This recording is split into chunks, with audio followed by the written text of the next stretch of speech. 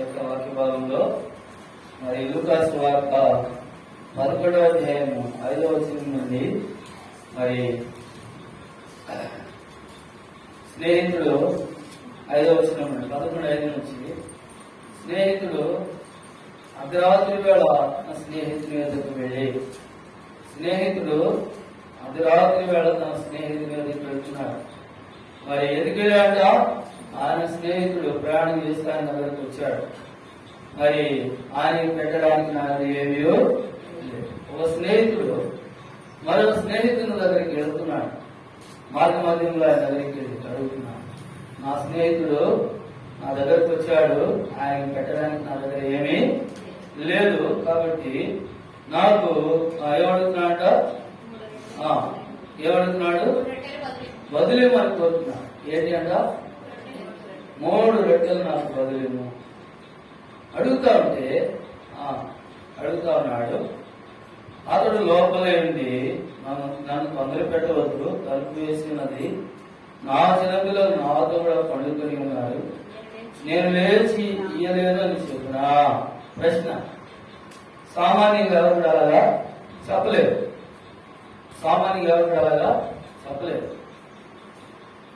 అయితే ఒకవేళ ఎవరైనా అలా చెప్తే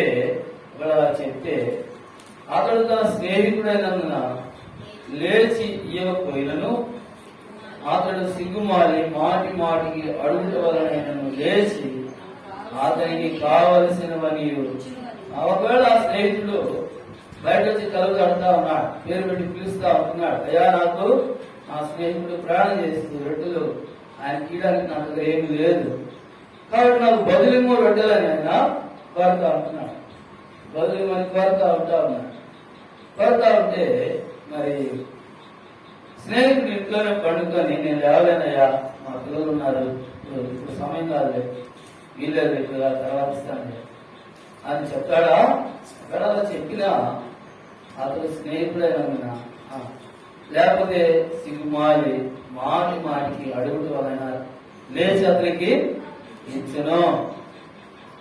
అతడు మాటికి సిగ్గుమాలి అడుగుట వలన లేచి అతనికి కావలసిన నీవు ఇచ్చినని మీతో చెప్తున్న. అటువలే మీరు అడుగుడి మీకు ఇవ్వబడును.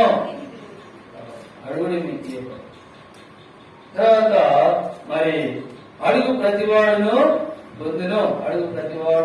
గత వారంలో కూడా మనం చూస్తూ వచ్చినాం. గత వారంలో బలవర్తమానంలో అలా దేవుడు తన ఐశ్వర్యం చొప్పున మీ ప్రతి అవసరం తీర్చినని చదువుతూ వచ్చినాం. కాబట్టి మీరు చెడ్డవాడై ఉండి మీ పిల్లలకు మంచి ఎరిగి ఉండగా, మనం ఎవరంట చెడ్డవాడు. ఎవరైనా మన ఇరుగు పొరుగు వాళ్ళు చెడ్డవాడు అంటే మనం సహించుకోలేదా? సహించుకుంటావా? నా దగ్గర పాపం వస్తే నేను మంచోడిని, మన పాపం వస్తే మనం మంచోళ్ళం మనమే చెప్పుకుంటాం ఆ మాట. ఎవరు చెప్పవలసిన వాళ్ళు మనం మంచోడు కాదనేది నువ్వే, నీకు పాపం వచ్చినప్పుడు తెలిసింది నువ్వు మంచోడు కాదనేది. కానీ నీకు తెలియకుండా నువ్వు చెప్తావు అన్నమాట, నేను మంచోడు కాదని. కరెక్ట్. మీరు చెడ్డవాడై ఉండి మీ పిల్లలకు మంచి ఇవ్వని ఎరిగి ఉండగా పరలోకమందున తండ్రి తను అడుగు వారికి అంత నిశ్చయముగా మంచి ఇవ్వనిచ్చి. అక్కడ పిల్లల ఒక మనుషుడు మాటికి సిగ్గుమాలు అడుగుతుంటే అతనికి కావలసినవి అందించును. మన ప్రభువైన దేవుడు కూడా ఖచ్చితంగా తన బిడ్డల యొక్క అవసరం ఎరిగి ఆయన తీర్చేవాడిగా మనము చూడగలుగుతాం. కానీ దేవుని వాక్యంలో మనం చూసుకొచ్చినప్పుడు చదవండి ఆ మాట. 1:5 యాకోబు రాసిన పత్రిక 1:5.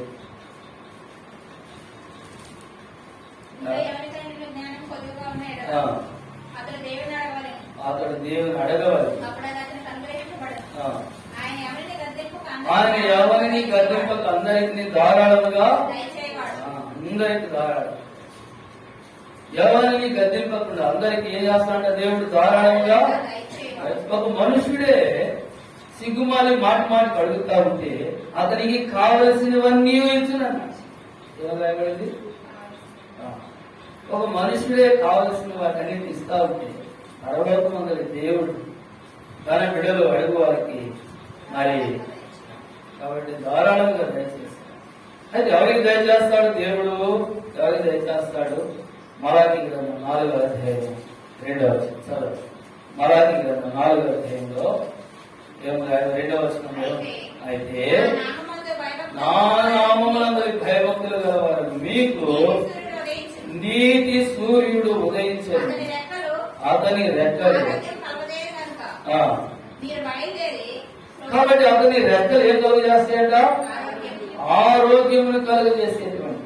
కాబట్టి వీళ్ళగా ధారాళంగా దేవుడు ఎవరికి కలిగిన వాడు ఇస్తున్నాడు. ఒక మనుషుడు మరి కావలసిన ఇచ్చేవాడు మనుషుడై ఉంటే అంతకంటే శ్రేష్ఠుడైనటువంటి దేవుడు తను అడిగేవారికి నిశ్చయముగా మంచి ఇచ్చిన రాయుడు. మనం గమనిస్తే ఏమంటాడంటే మరి నీతి సూర్యుడు ఉదయించాడు, అతని రెక్కలు ఆరోగ్యం కలగజేయడం. ఎవరైతే ఆరోగ్యం పొందిన వారై ఉంటున్నారు, ఎవరైతే ఆరోగ్యం పొందిన వారై ఉంటున్నారు, ఎందుకై ఆరోగ్యం పొందినవారు? ఎవరు ఆరోగ్యం పొందినవారు? ఎవరంటే ఆరోగ్యం పొందినవారు? నీతి సూర్యుడు మీకు ఉదయించాడు, ఆయన రెక్కలు మీకు. ఎవరైతే ఆయన రెక్కల కిందకు వచ్చారో వాళ్ళే ఆరోగ్యం పొందినవారు. ఎవరైతే పార్యాన్ని గ్రహించారో ఈ లోకంలో, నా పాపం బట్టి ఖచ్చితంగా నిత్యమైన నరకము తీర్పుంది నాకని చెప్పి ఎవరైతే గుర్తించి వారి పాపముల విషయమై పశ్చాత్తాపం పొంది వారి పాపాలు ఒప్పుకొని విడిచిపెట్టి ఎవరైతే నీతిమంతులుగా తీర్చబడి పరిశుద్ధంగా ఈ భూమి మీద దేవుని కొరకై నిరీక్షణతో జీవిస్తున్నారో అలాంటి వారి కొరకు ఆయన ఏమిస్తాడ? ఆరోగ్యం పొందిన వారికి బహుమానం ఇచ్చేవాడు. ఆరోగ్యం పొందిన వారికి. సరే, అందరికీ ఇవ్వడం లేదా దేవుడు? లోకంలో అందరికీ సహాయకర్తగా ఉన్నాడు. కీర్తన గ్రంథం 54వ అధ్యాయం 5వ వచనం, ఇదిగో ప్రభువే నాకు సహాయకుడు అంటాడు. కానీ నీకు చేస్తున్నాడు దేవుడు. దేవుని ఎరగని వాళ్ళకి, దేవుని నమ్ముకుని వాళ్ళకి కూడా దేవుడు సహాయం చేస్తున్నాడు. వాళ్ళకు కూడా బహుమానాలు ఇస్తా ఉన్నాడు, వాళ్ళు కూడా సహాయం చేస్తారు. యెహోవా అందరికీ ఎవరంటే ఒప్పుతారు, అందరికి సహాయకర్తగానే ఉన్నాడు. అయితే ఆయన రెక్కల క్రిందికి వచ్చిన వారికి సంపూర్ణమైన 2:12 చదవాలి. 2:12 రూతు గ్రంథం 2వ అధ్యాయం 12వ వచనం. రూతు గ్రంథం 2వ అధ్యాయము 12వ వచనం. యెహోవా నీవు చేసిన దానికి ప్రతిఫలం ఇచ్చును.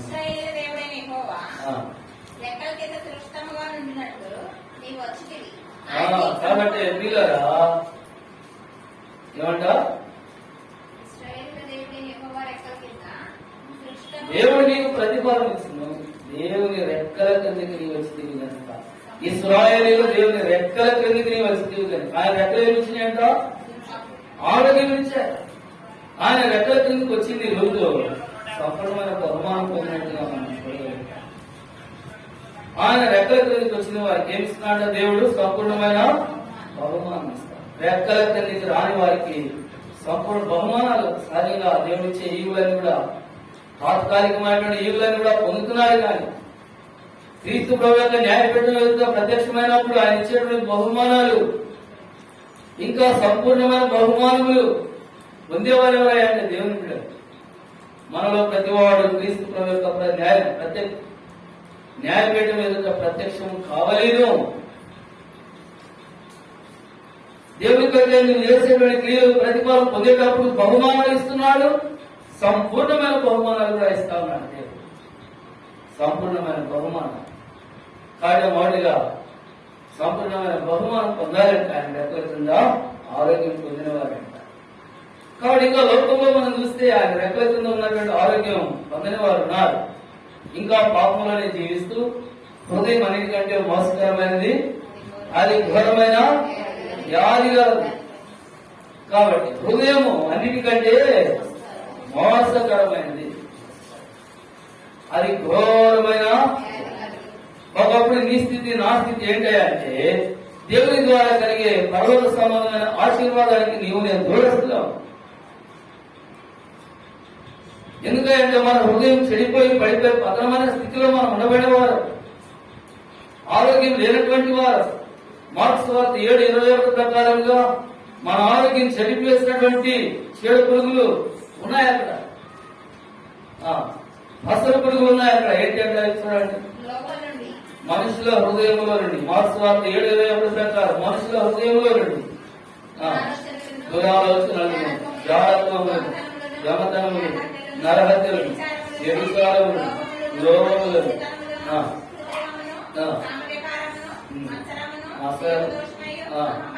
అహంభావము, ఈ చెడ్డవన్నీ లోపల నుండి ఏ పురుగులు, ఏ పురుగులకి పసరు పురుగులు, లద్దె పురుగులు ఇంకా ఉంటాయి కదా, రకరకాల పురుగులు ఉంటాయి కదా, పంటలు తినేసే పురుగులు ఉంటాయి కదా. కాబట్టి ఆధ్యాత్మికమైనటువంటి విలువలను చెడగొట్టే పురుగులు ఇవి. ఈ పురుగులు ఒకప్పుడు ఈ మైక్రోని పురుగుల చేత మనం తినబడుతూ వచ్చాం. ఆరోగ్యం కోల్పోయిన స్థితిలో మనం ఉంటొచ్చాం. నశించే నిత్య నరకానికి, నాశనానికి పాత్రలుగా మనం ఉంటొచ్చాం. అయితే ప్రేమ కలిగిన దేవుడు యోహాను సువార్త 5:24 ప్రకారంగా నా మాటలు విని నన్ను పంపిన వారి విశ్వాసం వాడు నిత్య జీవము గలవాడు, వాడి తీర్పులోకి రాక. కాబట్టి ఒకప్పుడు మరణంలో ఉన్నటువంటి మనం ఈ పురుగుల చేత తినబడుతూ నిత్యమైన నాశనానికి దేవుడు పాత్రమైన వారు మనం. అయితే ఈరోజు దేవుడు నిన్ను నన్ను కూడా ఎంతో ఉన్నతమైన స్థితిలోకి తీసుకుని వచ్చాడు. ఎక్కడ తీసుకొచ్చాక ఆయన రెక్కల క్రిందికి నీకు వచ్చింది కనుక ఆయన నీకు ఆరోగ్యం కలగజేసుకోవచ్చు. అందుకే నీతి సూర్యుడు ఉదయించాడు, ఆయన రెక్కల ఆరోగ్యం కలగజేయడం కనుక మీరు బయలుదేరి ప్రవీణ తోడలు గంతులు వేయనట్లుగా గంతులు వేయండి.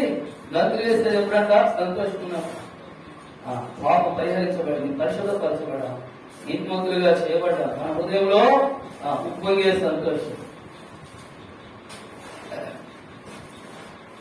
మన హృదయంలో ఉప్పొంగే సంతోషం. మీరు ఆయనను చూడకపోయినట్టు విశ్వసించుతున్నారు. మీరు ఇప్పుడు ఆయన కరులారా చూడకే విశ్వాసం ఉంచు. మీ విశ్వాసమునకు తగిన ఫలం ఆత్మరక్షణ పొందొచ్చు. చెప్పనాశక్యమును మహిమాయుక్తమైన సంతోషము గలవాడి మీరు ఆనందించుతూ ఉన్నారు. కానీ ఆనందం ఎలా కలిగిందయ్యా నీకంటే చెప్పనాశక్యమును మహిమాయుక్తమైన ఈ సంతోషం, ఈ ఆనందం నీకు ఎలా కలిగిందంటే మనం ఆయన రెక్కల కిందకి ఎవరైతే వచ్చారో వారికి కలిగినటువంటి ఈ ఆనందాన్ని బట్టి వారు ప్రభుని స్తుతించి ఆరాధించబద్దులమై ఉంటున్నాం. ఉదయకాల సమయంలో ఆరాధించడానికి చేరి వచ్చినటువంటి నీ నా జీవితంలో నీవు నేను ప్రభుని ఎందుకు ఆరాధించాలంటే ప్రియమైన వాళ్ళ ఒకప్పుడు మరి మోస్తమైనటువంటి హృదయం కలిగిన వారమై చెడు పురుగులు, లద్దె పురుగులు, పసరు పురుగులు మన యొక్క ఆధ్యాత్మికమైనటువంటి విలువలను తిరివేసినాయి కనుక లోకంలో నీచముగా మనం జీవించాం. పాపాన్ని కప్పుకుంటూ అపవిత్రమైనటువంటి ప్రవర్తన కలిగి మనకు మనమే గాయపరుచుకుంటూ ఇతరులను గాయపరుస్తూ లోకంలో వేషధారణతో బలహీనతతో జీవించినటువంటి వారమే. అయితే ఈరోజు ప్రభు యేసు క్రీస్తు ప్రభు వారి యొక్క రక్త శక్తి ద్వారా ఆయన నీ కొరకే నా కొరకే సిద్ధపరిచిన ఉన్నతమైన రక్షణ ద్వారా జీవములోనికి దాటబడినటువంటి నీవు నేను కూడా ఆయన రెక్కల కిందకు వచ్చిన కారణం హేతువును బట్టి ఆయన మనకి ఏమి ఇచ్చినాక ఆరోగ్యం కలిగిస్తున్నాడు. ఆరోగ్యం పొందిన నీవు సంతోషంగా ఉన్నట్లయితే ఈ ఉదయకాల సమయంలో ఖచ్చితంగా నీవు ప్రభుని ఆరాధించవలసింది. ఖచ్చితంగా ప్రభుని ఆరాధించవలసింది. ఎందుకంటే మరి వీళ్ళ మరి చూడండి యెషయా గ్రంథం 40వ అధ్యాయము 8వ వచనం. ఎందుకు ఆరాధించాలి ప్రభునంటే దాని పువ్వు వాడిపోను. మన దేవుని వాక్యం ఏమైందంట నిత్యము నిలిచి ఉండే బహుమానాన్ని దేవుడు మనకు అనుగ్రహిస్తున్నాడు. లోకానికి దేవుడు సహాయకర్తగానే ఉన్నాడు. ఆయన దుష్టుల మీద కృతజ్ఞత లేని వారి మీద ఆయన సూర్యుని వర్షాన్ని కురిపింపజేసి వారి హృదయాలు సంతృప్తిపరిచి వారిని పోషించి సంరక్షిస్తా ఉంటున్నాడు దేవుడు. అయితే ఇప్పుడు పిల్లరా మరి సంపూర్ణమైనటువంటి బహుమానం పొందడానికి హేతు ఏంటంటే ఆయన రెక్కల కింద లోకం పొందేటువంటి సహాయం, లోకం పొందేటువంటి బహుమానం అది తాత్కాలికమైనదే గాని ఆయన రెక్కల కిందకు వచ్చినటువంటి నీవు పొందేటువంటి ఆ సంపూర్ణమైనటువంటి బహుమానము ఏంటంటే అది ఏంటంట నిత్యమైనది, నిత్యమైన బహుమానం. లోకం అంతర్ధానమైపోబోతా ఉంది. లోకం దాని ఆశలు గతించుకోబోతా ఉంటున్నాయి. లోకం దాని ఆశలు ఏమైపోతున్నాయి? గతించబడిపోతా ఉన్నాయి. ఆ శాశ్వతమైనటువంటి లోకంలో మనం ఉన్నాము. అయితే శాశ్వతమైనటువంటి బహుమానం కొరకాయి దేవుడు మనం ఏం చేస్తున్నాడా? సిద్ధపరుస్తాం. దాచి ఉంచిన మేలు, సిద్ధపరిచిన మేలు అన్నాడు. చదవండి అమ్మ. కీర్తన గ్రంథం 31:19. కీర్తన గ్రంథము 31:19. ఎంతో గొప్పది. నరుల ఎదుట నిన్ను ఆశ్రయించిన వారి నిమిత్తమై సిద్ధపరిచి దాచించినటువంటి బహుమానములు. లోకము మరి నిత్యము నిలిచిండేటువంటి బహుమానం కనుక దేవుడు మనం సిద్ధపరిచాం. అందుని బట్టి ప్రభువును మనం ఆరాధించాం. ఒకప్పుడు ఆరోగ్యం పొందని వారమై, లోకం యొక్క వ్యాపకములలో చిక్కబడిన వారమై, లోకంలో సాతానుడి చేత మనం తిరివేయబడుతూ, వారి యొక్క ఆలోచన ప్రకారంగా మనం నడిపించబడుతూ, దారి తప్పిపోయిన గొర్రె వలె దేవునికి దూరస్తులుగా మనం ఉన్నప్పుడు, దారి తప్పిపోయిన గొర్రె ఎక్కడుందంట? ఎక్కడుంది? ముళ్ళ పొదల్లో ఉంది. అర్థమైందా? ఎక్కడుందమ్మా? దారి తప్పిపోయిన గొర్రె ఎక్కడుంది? ముళ్ళ పొదల్లో. లోకం యొక్క పాపంలో చిక్కబడినటువంటి నిన్నుదాన్ని కూడా మరణములో నుండి జీవులోనికి ఆయన మనం దాటిస్తూ వచ్చినటువంటి కారణం బట్టి ఉదయకాల సమయంలో రక్షణ పొందిన నీవు ప్రభుని ఆరాధించుకున్నా మనం ఉండలేదు. తప్పకుండా ఆయన ఆరాధించవలసిందా. కాబట్టి మన కొరకై నిత్యమైన శాశ్వతమైన బహుమానాలు ఏం సిద్ధపరిచినాడు దేవుడు. ప్రతి వాటిని చూసుకొని మనం ప్రభుని ఆరాధన చేసుకుంటాం. యోహాను సువార్త 14:16. యోహాను సువార్త 14:16. నేను తండ్రిని వేడుకొందును, మీ యొద్ద ఎల్లప్పుడూ ఉండుటకు ఆయన వేరొక ఆదరణకర్తను, సత్య స్వరూపి అయిన ఆత్మను ఆయన ఎల్లప్పుడూ మీ యొద్ద ఉండటకు వేరొక ఆదరణకర్తను మీ కొరకై పరిశుద్ధాత్మ దేవుని యేసు ప్రభువు ఈ భూలోకం నుంచి ఆయన పైకెడుతూ ఆయన ఎప్పుడు వచ్చాడు. నేను వెళ్ళడం వల్ల మీకు ఆశీర్వాదం మేలు కలుగుతుంది, నేను వెళ్ళకపోతే మీకు మేలు, నేను వెళ్ళి మీ కొరకై పరిశుద్ధాత్మ దేవుని పంపిస్తాను. కాబట్టి అది ఆయన వెళ్ళాడు. ఎల్లప్పుడూ ఉండే వేరొక ఆత్మ దేవుని మన కొరకు పంపిస్తాడు. ఎల్లప్పుడూ మనకు ఎవరు ఉండరు ఈ లోకంలో? మన తల్లి ఉండడు, మన తండ్రి ఉండడు, మన పిల్లలు ఉంటారు, మన బంధువులు ఉంటారు. ఎవరైనా ఉంటారు అప్పుడు. కానీ ఎవరు కూడా మనతో ఉండరు కాదు. వీళ్ళరా ఈ దేవుడు సదాకాలం దేవుడైన మరణం వరకు మనల్ని నడిపించేవాడై, కానీ దేవుడు సదాకాలం మనకు దేవుడైనవాడు, మరణం వరకు మనల్ని నడిపించి మహిమలో చేర్చుకునే ఆ దేవుడు మనకు తోడైన ఎల్లప్పుడూ ఆయన ఆదరణకర్త అయిన దేవుడిని పంపిస్తుంది. కాబట్టి ఈ రోజు నీ కొరకై నా కొరకై దేవుడు సిద్ధపరిచినటువంటి శాశ్వతమైన బహుమానం పరిశుద్ధాత్మ దేవుడి ఉదయంలో ఆయన నివసింపజేసుకోవచ్చు. ఆత్మను ఆర్పడి పరిశుద్ధాత్మ దేవుని యొక్క కాబట్టి రెండవదిగా ఆయన మొదటిగా పరిశుద్ధాత్మ దేవుని మనకు శాశ్వత బహుమానంగా ఇచ్చినటువంటి ఆ కారణాన్ని బట్టి ప్రభుని నీవు నేను కూడా స్తుతించి ఆరాధించవలసినటువంటి వారు. రెండవదిగా మనం గమనిస్తే లూకాసు వార్త 12:32. రెండవదిగా చిన్నమంద భయపడుతుంది, రాజ్యం అనుగ్రహించడం ఎవరికి ఇష్టమైందంట? ఇంట్లో ఇద్దరు అన్నదమ్ములు ఉంటే ఒక వ్యక్తికి కనుక ఏదన్నా ఎక్కువ ఇచ్చాడు అనుకో, అన్నకో తమ్ముడికో ఇష్టం ఉంటుందా? తల్లికి ఇష్టం ఉండదు. ఒకవేళ తండ్రి కనుక ఇస్తే తల్లికి ఇష్టం ఉండదు. వాళ్ళకుంటే ఏడుకుంటుంది, ఏడుకుంటే వాళ్ళకు దేవుడికి ఉండదు. ఒక 10 సెంట్లు భూమి ఎక్కువ ఇచ్చాడు అనుకోనండి తమ్ముడు అనుకోండి. సరే అన్నకు ఉద్యోగం ఉంది, అన్నకు ఉద్యోగం, తమ్ముడికి ఏమి లేదు, ఉద్యోగం లేదు. అయ్యా వాడు ఉద్యోగం లేనివాడు లేదా పాపం ఒక 10 సెంట్లు ఎక్కువ ఇస్తానంటే ఊరుకో.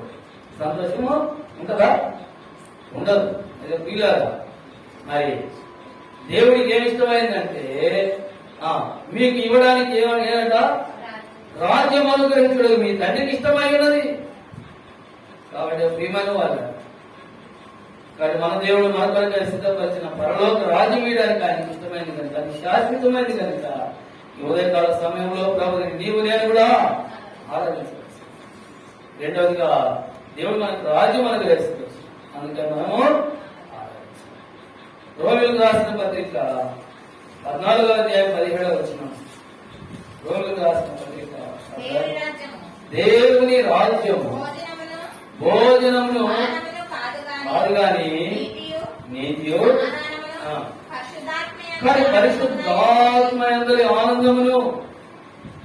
ఈ ఆనందాన్ని దేవుడు మనకి పరలోక రాజ్యంలో శరాపులు చెరుపుల మధ్య దేవుడు పరిశుద్ధుడు పరిశుద్ధుడు గాన ప్రతిగానం చేయబడుతూ పొగడబడుతూ ఆరాధించబడుతూ పరలోకముల యొక్క గడపములు పునాదులు చదువునంతగా ఆయన ప్రశంసించబడతా ఉన్నాడు. ఆయన ప్రశంసించబడతా ఉన్నాడు. కాబట్టి ఆ పరలోక రాజ్యంలో నిత్య ఆనందం మన కొరకై సిద్ధపరిచినాడు. అది శాశ్వతమైన ఎవరు తీసివేయగలుగుతాడు. మూడవదిగా మరి ఏం చదివినాం మనం? దేవుని రాజ్యం భోజనమును పానీయులు కాదు గాని నీతి సమాధానమును పరిశుద్ధాత్మ యందలి ఆనందమును శాశ్వతమైన బహుమానంగా దేవుడు మనకు అనుగ్రహిస్తున్నాడు.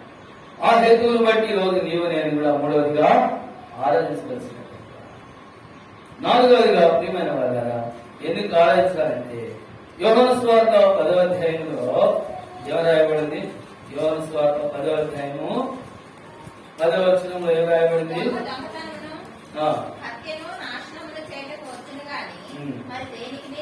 రాడు గొర్రెలకు జీవము కలుగుటకును సమృద్ధి అయిన జీవం ఇవ్వడానికి యేసు ప్రభువు లోకానికి వచ్చినాడు. గొర్రెలకు సమృద్ధిగా జీవం ఇవ్వడానికి వచ్చాడు. కాబట్టి ప్రియమైన వారు, ఒకప్పుడు తప్పిపోయినటువంటి గొర్రెలమైనటువంటి మనకి సమృద్ధి అయిన జీవం లేనటువంటి వారు, సమృద్ధి అయిన జీవం లేనటువంటి మనము మనకి పాపమును బట్టి నిత్య శిక్షకు మనం కారకులమే. అయితే ఇప్పుడు సమృద్ధి అయిన జీవం ఇవ్వడానికి యేసు ప్రభువు లోకానికి వచ్చేమన్నాడు. ఆయన నా అంతటా నేనే నా ప్రాణం పెట్టుచున్నాను. నా ప్రాణం పెట్టుటకు నాకు అధికారం కలదు, తిరిగి తీసుకున్నటకును నాకు అధికారం. చూసారా పిల్లరా, ఆయన ఇచ్చిన సమృద్ధి అయిన జీవంతోనే నిత్యమైన మహిమలో దేవుడితో మనమందరం కూడా కలిసి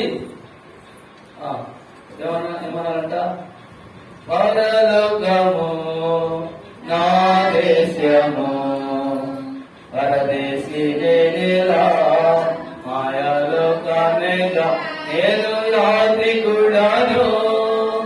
పరలోకము నా దేశము పరదేశీ నేనేలా మాయాలోకమేగా నేను.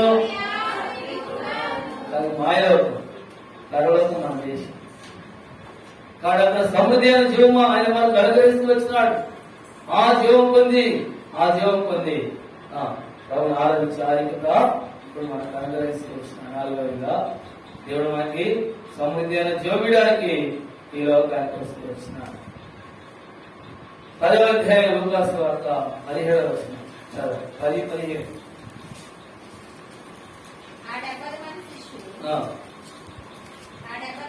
ఆ 70 మంది మన శిష్యులు వచ్చి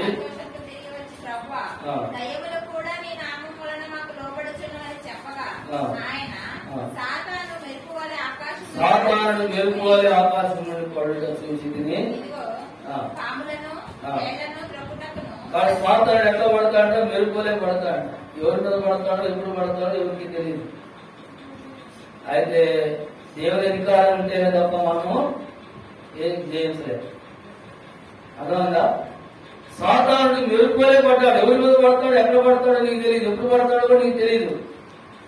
అయితే పిల్లరా, సాతాను తంత్రంలో ఎరగిన వారు కామాట్లాడుతుంది పౌలు. ఆయనకి ఆ తంత్రం ఎరిగితే దేవుడు ఇచ్చినటువంటి అధికారంతో నీవు సాతాన్ని ఎదిరించి చేయగలవు. కానీ ఈ భూమి మీద శాశ్వతమైనటువంటి అధికారాన్ని దేవుడికి అనుగ్రహిస్తూ వచ్చినాడు. శాశ్వతమైన పాములని తేడాన్ని త్రొక్కడానికి శత్రువు బలమంతుడి పైన నీకు అధికారము అనుగ్రహించి ఉన్నాడు. కాబట్టి ఈరోజు నీకు దేవుడు ఏమి ఇచ్చినాడంటే అధికారం ఇచ్చినాడు. ఆయన సర్వాధికారి అయిన దేవుడు తన అధికారంలో పాలిభాగస్సులుగా చేసుకుంటూ వచ్చినాడు. గత పనివాడిగా మనం చేసుకుంటూ వచ్చినాడు. సాతాన్ని ఎదిరించి సాతాన్ని జయించే ఆ హక్కు అధికారాన్ని దేవుడు ఈరోజు ఇంకా అనుగ్రహిస్తూ వచ్చాడు. కాబట్టి ఈ కారణం బట్టి నీవు ప్రభుని స్తుతించి ఆరాధించబద్ధమని. కాబట్టి ప్రియమైన వారు ఇవన్నీ ఇవ్వడానికి కొరకాయి దేవుడు పాపులను రక్షించడానికి క్రీస్తు యేసు ఈ లోకానికి వచ్చి ఆయన ఏం చేశాట, నీకు ఆరోగ్యం ఇవ్వాలంటే ఆయన ఏం చేయబడాలా? ఆయన ఆరోగ్యాన్ని కోల్పోయినాడు. ఆయన నీకు ఆరోగ్యం ఇవ్వడానికి ఆయన ఆరోగ్యాన్ని కోల్పోయినాడు. శిలువ రాళ్ళపై వేలాడి కఠినమైన శిక్ష ఆయన పొందారు. ఆయనకు ఆరోగ్యం ఉందా? చేతిలో మేకులు, కొరడా దెబ్బలు, తలలో మళ్ళకిరేటు, ఉమ్మివేత, పరిహాసం, తిరస్కారం, తృణీకారం అన్ని ఆయన పొంది శిలువలో ఆయన ఆ రోగమంతా ఆరోగ్యమంతా కోల్పోయినాడు. శిలువ రాళ్ళపై వేలాడిన ఆరోగ్యం అంతా కూడా ఏమైనా కోల్పోయినాడు యేసుప్రభువు. ఎందుకంటే నీతి సూర్యుడు మీకు ఉదయించాడు, ఆయన రెక్కలు మీకు ఆరోగ్యంలో. కాబట్టి ప్రియమైన సహోదరుడు ఈ యొక్క ఉదయకాల సమయంలో మనం ఎందుకు ఆలోచించాలంటే ప్రభువు చూపిన ప్రేమకు ప్రతిగా ఆయన ఒకప్పుడు మన ఆరోగ్యం కోల్పోయిన వారి పాపమును బట్టి మోసకరమైన ఉదయం కలిగిన వారే మనల్ని మనం మోసగించుకుంటూ ఇతరులను కూడా మోసకరంగా జీవించి మరి దేవునికి దుఃఖకరమైనటువంటి ప్రజలు మనం ఆ ప్రేమ కలిగిన దేవుడు మన కొరకై మరి మన పాప శిక్ష మనం పొందుకోకున్నట్టుగా మనల్ని విడిపించి రక్షించడానికి కొరకై ఆయన ఈ భూమి మీదకి వచ్చి శ్రేష్టమైన ఈవులనిచ్చి సంపూర్ణమైన ఆరోగ్యం బహుమానమైన ఇవ్వడానికి వచ్చినాడు. కాబట్టి నిత్యము నిలిచి ఉండేటువంటి వాటిని దేవుడు మనకు అనుగ్రహిస్తూ వచ్చినాడు. ఈ లోకం నిత్యం నిలిచేటువంటిది కాదు. ఒకవేళ ఈ లోకంలో ఒక మనుషుడు ఏమి కలిగిన వాడైనప్పటికీ, ఎంత కలిగిన వాడైనప్పటికీ, దాన్ని తిరిగి సుఖపడుతూ సంతోషించేవాడైనప్పటికీ అది తాత్కాలికమైనదే, అది తుచ్చమైనదే, అది వ్యర్థమైనదే.